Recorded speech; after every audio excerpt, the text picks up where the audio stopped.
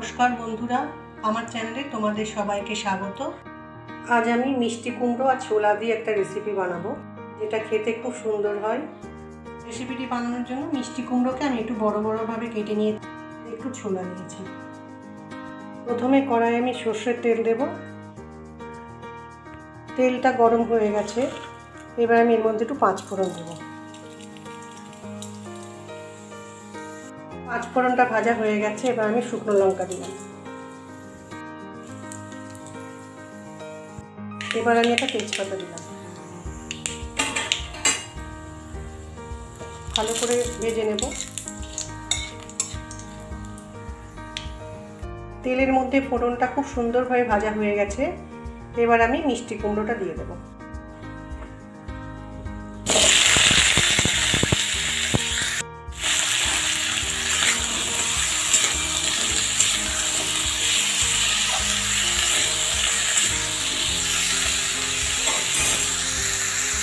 গ্যাসকে ফুল করে রেখে আমি মিনিট দুয়েক মিষ্টি কুমড়োটা ভেজে নিয়েছি। এবার আমি এর মধ্যে ছোলাটা মিশিয়ে দেব। ভালো করে একটু কষিয়ে নেব।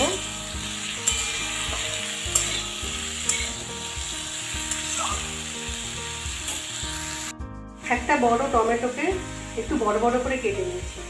এবারে মিষ্টি কুমড়োর মধ্যে টমেটোটা মিশিয়ে দেবো। ভালোভাবে মিশিয়ে নিতে হবে।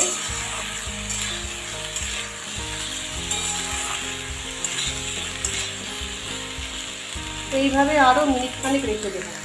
টমেটো দেওয়ার পর আমি কিছুক্ষণ একটু ভালো করে কষিয়ে নিয়েছি। টমেটোর কাঁচা গন্ধটাও চলে গেছে। এবার আমি এর মধ্যে একটু নুন দিই। এবার একটু হলুদ গুঁড়ো দিলাম। এবার একটু লঙ্কা গুঁড়ো দিলাম। এবার একটু চিনি দিলাম। খুব ভালো করে মিশিয়ে দেব।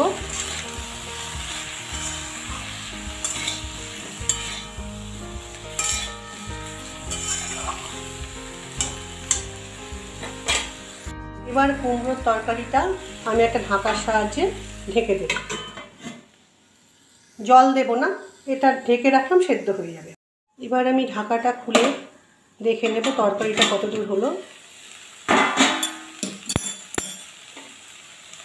তরকারিটা অনেকটাই হয়ে গেছে।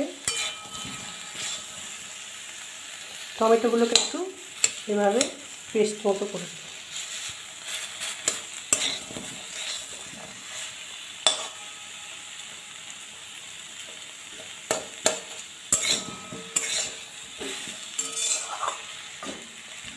আর মিনিট দুয়েক রাখতে হবে তরকারিটা। আমি একটু ধনেপাতা কুচি করে নিয়েছি তরকারিটায় দেবো বলে। এবার ধনেপাতা কুচিটা দিয়ে দিলাম।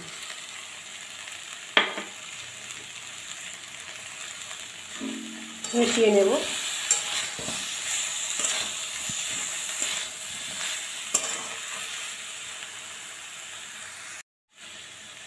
কুমড়োগুলো এখনো সেদ্ধ হয়নি, ফলে আরেকটু রাখতে হবে। কুমড়ো তরকারিটা আবারও ঢাকা দিয়ে রেখে দেব। সেদ্ধ হয়ে গেলে নামিয়ে নেব। কুমড়োগুলো সেদ্ধ হয়ে গেছে, মানে তরকারিটা তৈরি হয়ে গেছে।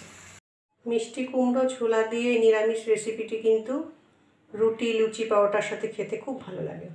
আমার এই রেসিপিটি ভালো লেগে থাকলে একটা লাইক করো আর সাবস্ক্রাইব করো।